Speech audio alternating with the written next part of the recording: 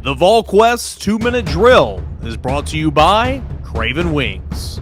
Craven Wings 2-minute drill on this Thursday. Don't forget, kids eat free every day at Craven Wings. Brent, Josh Heupel likes the fact that this team has come ready.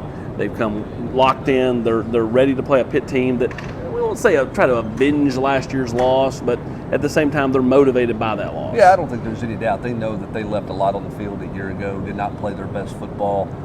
Early in Josh Heupel's tenure, he talked a year ago about this team, the last 48 hours, having to learn how to prepare. Loves the fact that he's got a veteran team that he's taken, on the road here. Feels like they've prepared with a lot of maturity this week. You can tell Josh Heupel's dialed in and ready to go. That was a pretty quick press conference. No surprise, not a lot of news on a Thursday. But he's ready. He's ready to go get on a plane and go play and see how his team does. He is very much looking forward to this matchup.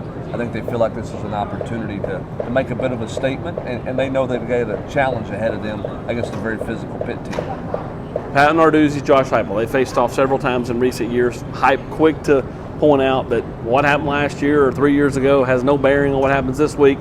He also said what happens on the second play isn't determined by the first play, but last week you could have fooled me because pick, touchdown, boom. But point being is, it's a new year, new teams, there's new, things that influence whether a team has success or failure. So, the familiarity helps, but it doesn't indicate everything. Well, what's interesting is when you look at the matchups, Josh Heupel's 1-2 against Pat Narduzzi, but his offenses have scored 31 points or more in all 3 games.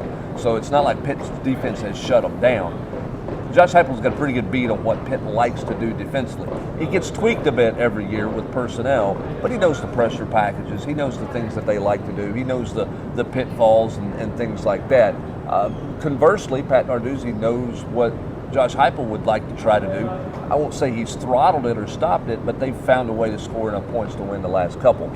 A couple in the game keys to me for this one is, how does Tennessee run the football? When you look at these games against Pitt that Josh Heupel's teams have not won, part of it is because they haven't run the football as effectively as they would like to run it. West Virginia had 190 yards last week. Can Tennessee what kind of success can they have running the football against Pitt this week will be interesting.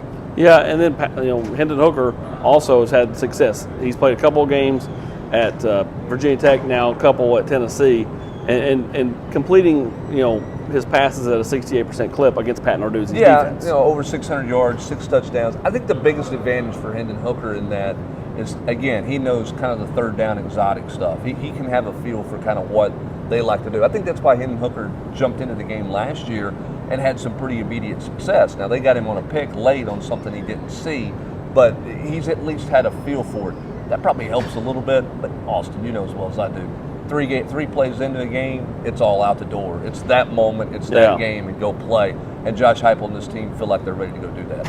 Well, we're ready to head to Pittsburgh ourselves. That will be tomorrow. He's Brent Hubbs. I'm Austin Price. And always remember, when you're craving wings, it's got to be Craven Wings. Online at cravenwings.com.